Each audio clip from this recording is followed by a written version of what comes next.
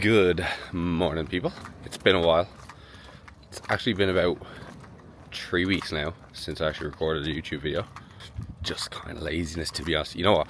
I've been to Ibiza in the time since I last recorded, and I actually recorded like 3/4 of an episode the day before I went to Ibiza, documenting my second leg day, which I haven't put on the channel in ages, probably since one of the first weeks where I was actually doing the diet. And I didn't have time to wrap it up.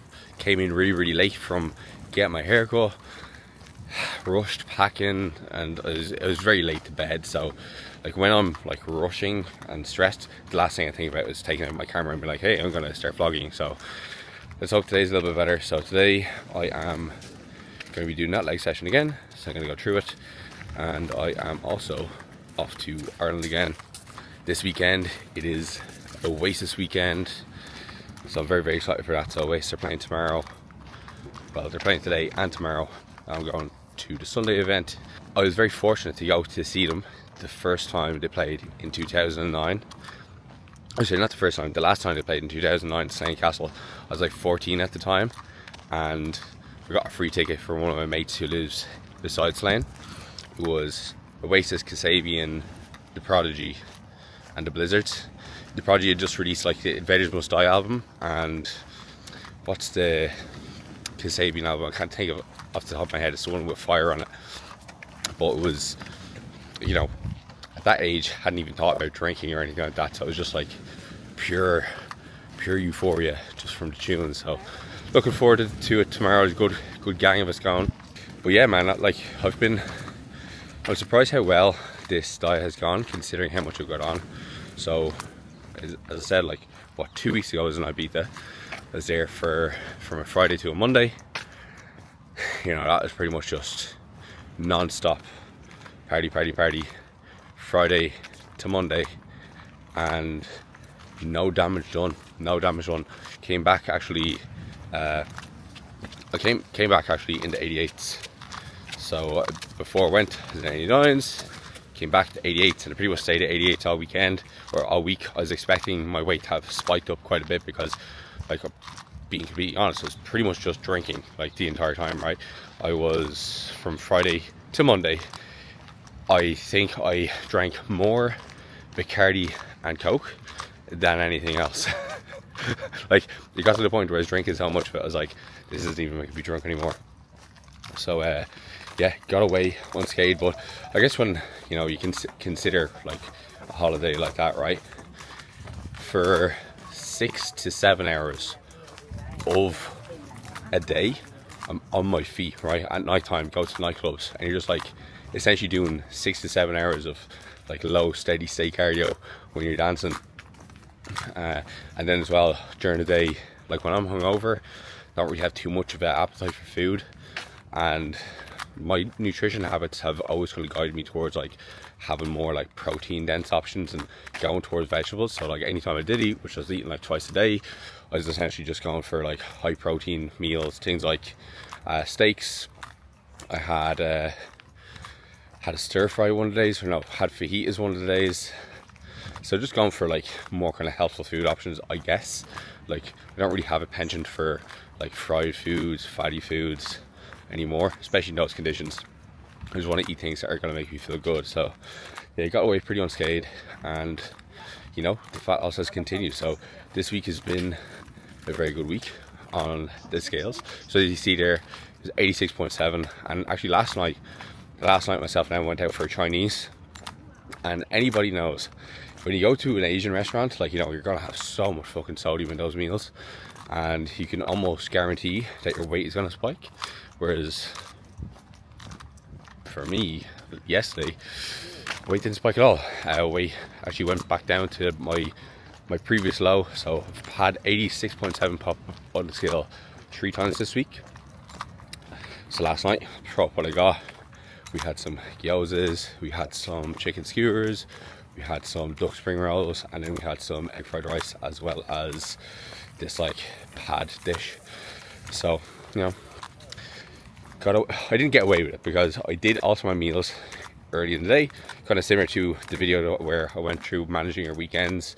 If you go back a few videos, just did the exact same thing, looked at the menu, planned in what I was going to get, altered the rest of my meals around that, and again, I was able to take steps forward. So I think one important thing, if you've been watching this like video series, is like, you know, if you're waiting for, you know, life to slow down, life to stop for you to start a fat loss goal, any goal, like you can still make progress if you are working on your habits in the meantime.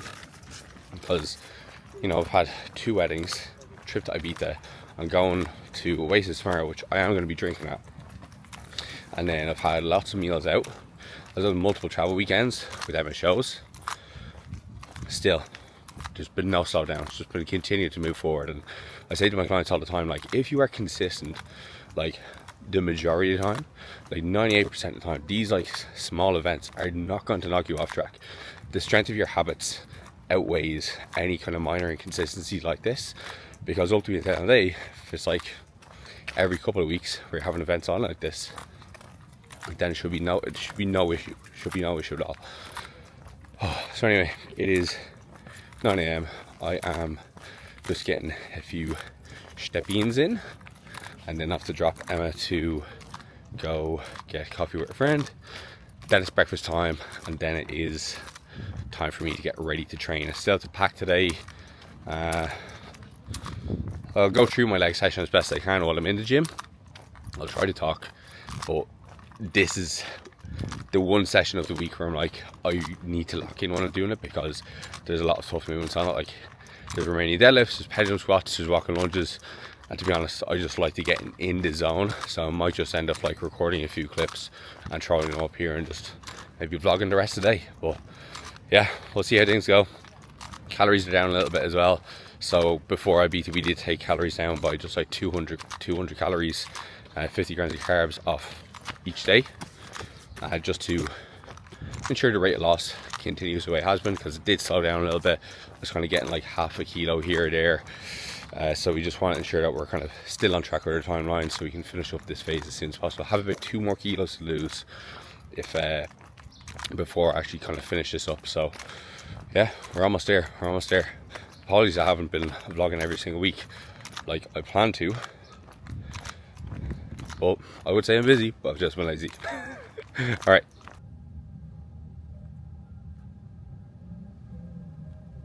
Alright, we are here at the gym, all fueled up, ready to go.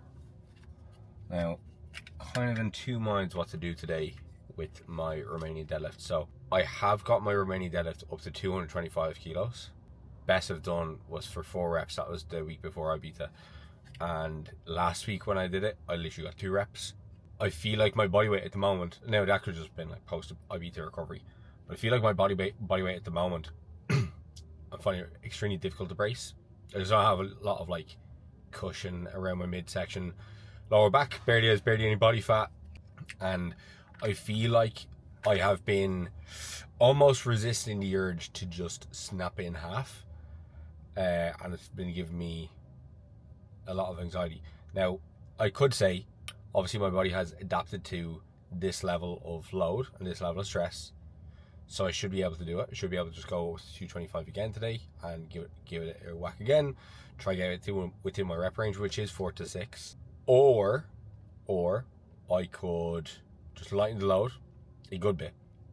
I'm thinking like maybe go to like 200 kilos, 205 kilos, get a really good set at a higher rep range with that, 8 to 12, and then back off again. Still pushing at the same level of intensity, which is still going to give me the same like level of adaptation, but it could just be a safer option. And I think I'm kind of leaning towards that, because yeah, at this stage I'm not worried about injuring myself, but it's definitely a concern at the back of my mind, and yeah, I just really don't want that to happen right now. So yeah, I'll see how I'm feeling. I'll see how warm I'm feeling, right? I can always tell when I'm warming up how weights are going to move. Like last week when I was warming up admittedly to 225, I could like feel on just like, you know, my second warm up, I was like, yeah, this is feeling quite heavy today. So I'll see how it feels.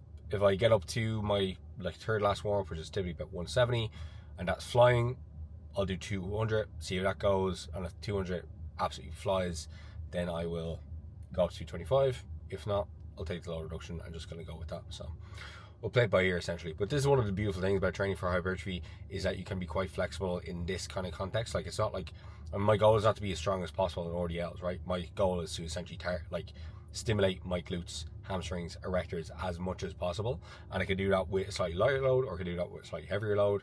And I guess there's going to be different contexts in when using the heavier load versus the lower load is going to be more beneficial. And I guess, in this context, 14 kilos down from the start of the diet, definitely getting to the point where I've lost a lot of trunk stability. It could just be a better call for me to go with the slightly lighter load, but still kind of decent rep range, right?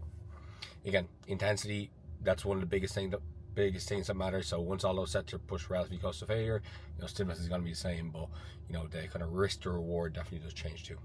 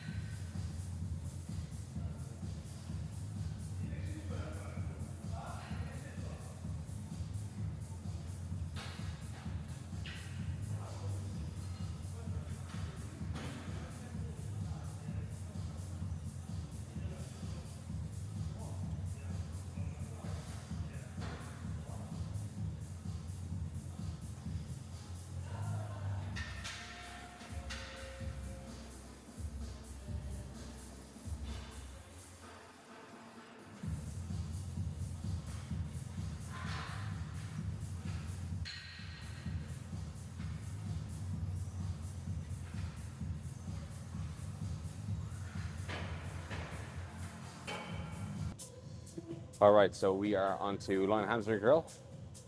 I can't tell if the adductor is fixed or it's broke, because I pretty much doubled my reps from last week. may seem like the first few, they're definitely the early reps, like tiny bit slow, like slow out at the bottom position, but getting really fast through the contraction. And it felt the exact same way in all the weights, like all the warm on on all of the warm loads. Now I do have a set to setting tree, which essentially means just like mainly loading the length and range. However, I've been doing that for weeks and weeks and weeks, and it has never felt like that. So I can't tell if the machine is broke, it's fixed, or if I'm just extremely strong today. I'm going to bet that it's broke.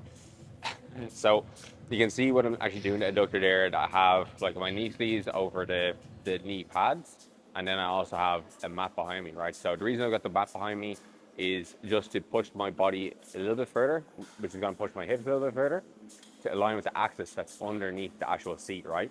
So think about like when you're doing the likes of leg extension or a leg curl like I'm about to do now, the axis of rotation, you want that going through like the likes of your knee joint. With the likes of an adductor machine, you still want that axis that the machine is rotating around to go through your hip joint. That's essentially what I'm doing. And sometimes you might find if you do use one of those machines, it just feels weird, or like the movement doesn't feel like it is. The movement doesn't feel smooth, and it could sometimes can be that. It could be that your hips are just not in alignment with the axis that's below the seat. So if that's the case in adductor you use, give that a go. Just like get a mat behind you. It's just literally going to give you a couple of centimeters of room forward. That might be enough. Then the reason I have the shin pads there, or the DCs over the pads, is simply the pads on that machine are really, really thin and they're really, really hard. So once you start to get up to heavy enough load, it actually just becomes uncomfortable pushing against it. Think about like if you're doing a leg extension, when leg extensions have like the really, really small shin pads, once you get the heavy load, it just starts to hurt your shins. Kind of same concept here. So having the knee sleeves over the actual input pads, that's just going to broaden the base support. Obviously adds a little bit of extra layer with a cushion, but then as well, it's also giving me a tiny bit more range of motion in the stretch. That's the main reason I'm doing that. But yeah, let's see if I double my performance on my leg curl here, because that's going to tell me if I'm just really strong today or if the adductor is just broke. But anyway, even with that, right? Even though the adductor may have been broke, I still pushed it to the point of failure, right? So again, going back to what I talked about in the car, just pushing things until you are essentially hitting that intensity point. So the intensity from last week, stand elasticity, even though maybe the loading parameters are slightly different, but it's still got a good enough stimulus.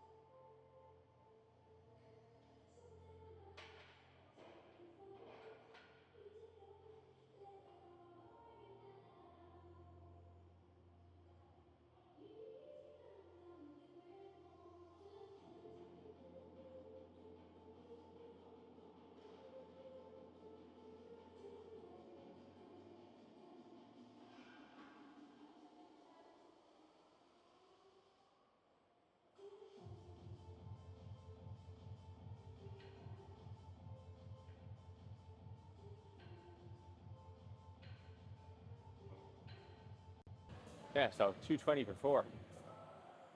The warm felt good, so I just went for it. Obviously, it's still a bit of a lower reduction from my heaviest, but that's okay. You know, we're still operating in a pretty good intensity band, and the fact that I failed at 4, I probably could have went for a 5th, but the RDLs can be really deceiving because on camera they look quite fast, but I can tell as I'm coming up towards that, like the end of that 4th rep, you can see I'm really struggling to extend my hips. My hips are pretty much as extended as I can get them, and I'm pretty much just finishing that all lower back. It's as if I can feel like my erectors contracting. I know you can't feel your discs, but it's like I can feel my discs also contracting too. So yeah, it's better to be safe than sorry. And like realistically, here's the thing: like if you are using rep ranges like as low as 4 to 6, that weight from the get-go is heavy enough to stimulate the type 2 muscle fibers and the high threshold motor units that you really kind of care about. So if those sets are not pushed to absolute muscular failure, you're pretty sure you've actually at least kind of stimulate those muscles. So like say for example, when I went into that high rep set there, like even before I kind of reached like, you know, those last couple of reps, those like high threshold motor units, those larger muscle fibers, they're turned on, right? There's a thing called post-activation potentiation where essentially when you do a heavier lift, the time between the heavier lift to your kind of lighter sets and still kind of have the kind of activation of those kind of bigger muscle fibers, so bigger motor units still kind of active, which is kind of why like the top set back off method is so popular, and why in powerlifting you'll also get people do a lot of like top sets then their volume work, because there can be a little bit of benefit that you do get from having a higher load first. So yeah, happy enough with that. Now it's on to pendulum squat, and I just realized that I have forgotten my knee sleeves. So, sorry, I haven't forgotten my knee sleeves, I forgot my long socks. Tell me, put on my knee sleeves. Because putting on knee sleeves when I'm this sweaty is not a good one. So yeah, it's going to be another 20 minutes here trying to put on knee sleeves.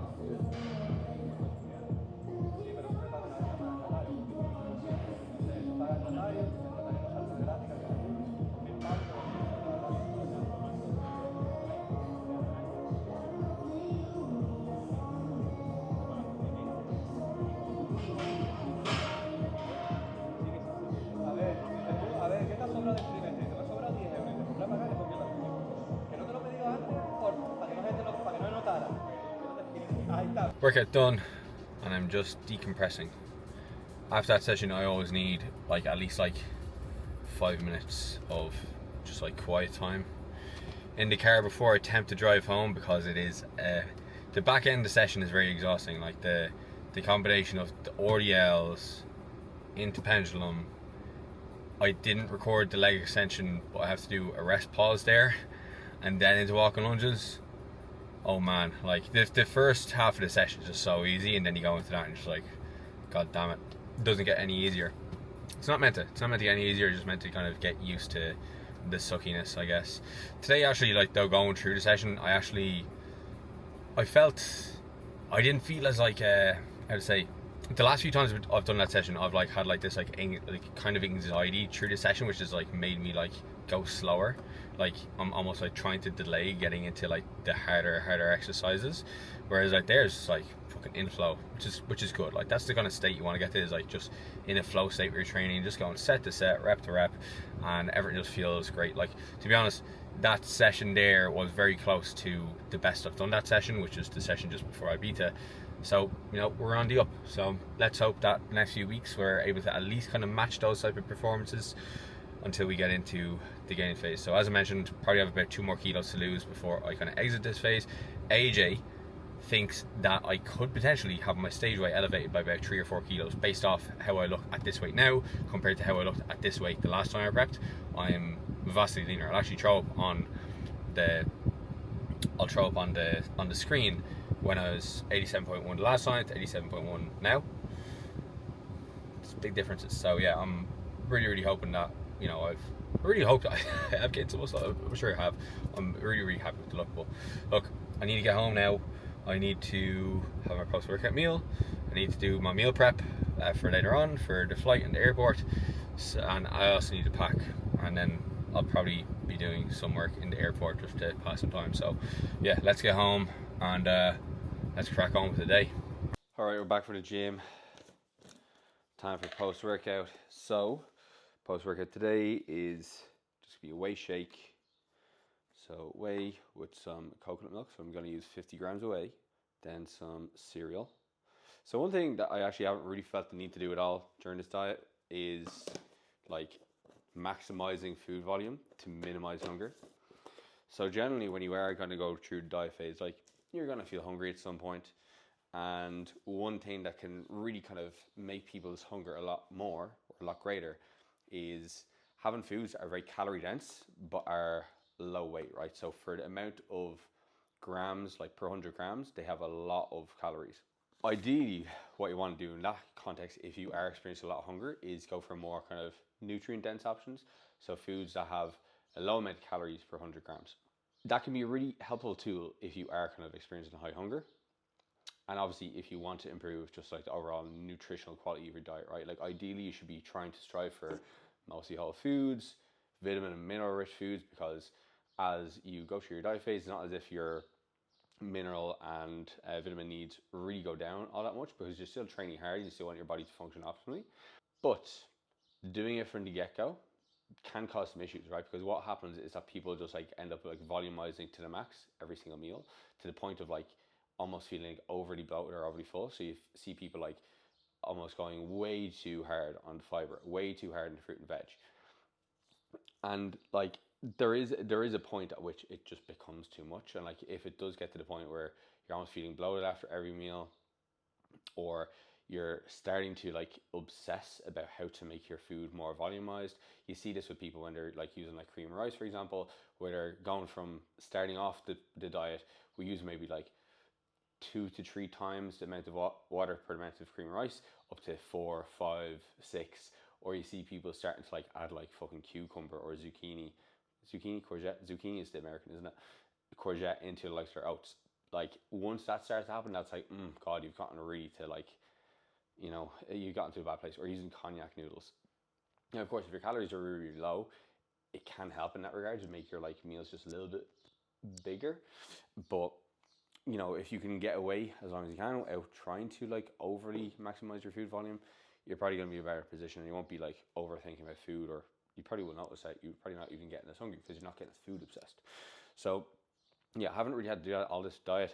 And even I've noticed that my hunger has been very minimal. The only kind of negative things I've experienced is maybe some days I'm dragging my feet a little bit more when it does come to like doing my evening walk, for example. Like there's been a few walks where I've been coming back and my blood sugar has felt very, very low.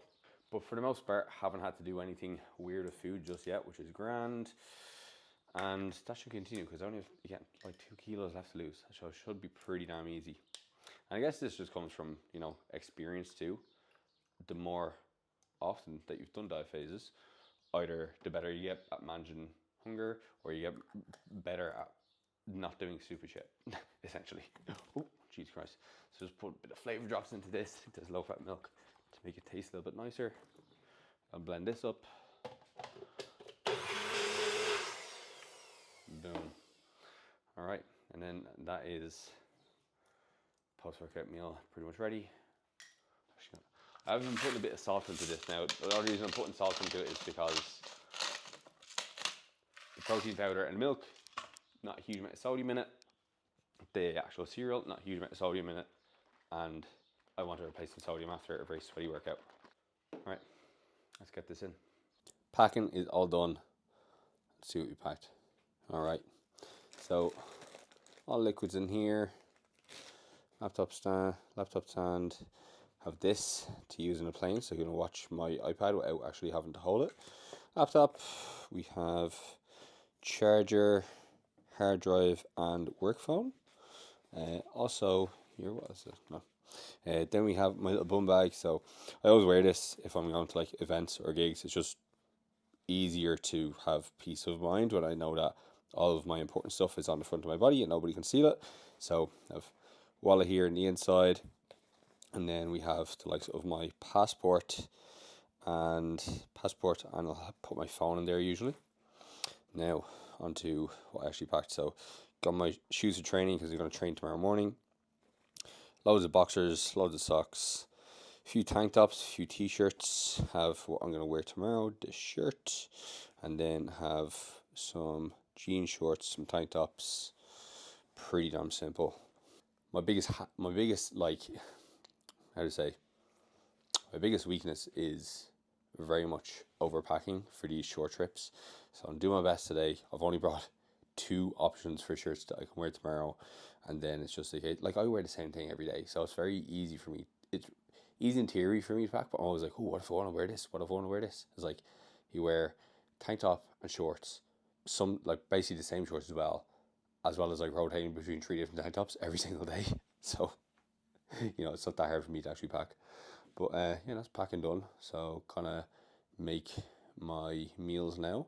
I'm pretty much just going to make this exact same meal twice. Just, it saves effort on meal prep. I'm going to have something to eat now, and then something when I get to the airport. And again, just prepping the same meal twice is just going to make my life a lot easier. I don't mind eating the same meal twice in a day. It's not a big deal. Especially because I make my food taste nice, you know, so it's not as if I'm eating fucking boiled chicken and boiled green beans and fucking, you know, fucking plain white rice. I make my food taste nice, and that is key when it comes to meal prep. So yeah, let's get this done, and then time for the airport. Meal prep going down.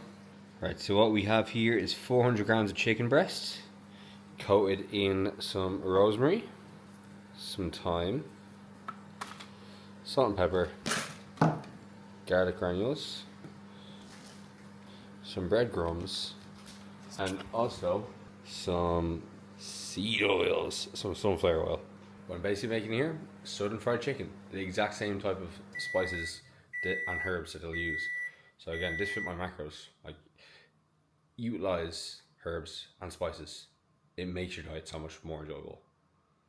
Rosemary and thyme, they're bagging. You know, if you put them in chicken, again, just like this, it does taste like kind of chicken nuggets. And there we have it. That is lunch. Airport meal is going to be the exact same. Don't get at me about the presentation skills. So, chicken, seasoned how I just showed you. Green beans, cooked with a sock cube and seasoned with some garlic granules and put in the air fryer. And then the potatoes are seasoned the exact same way as the chicken. So yeah, rosemary and thyme on everything.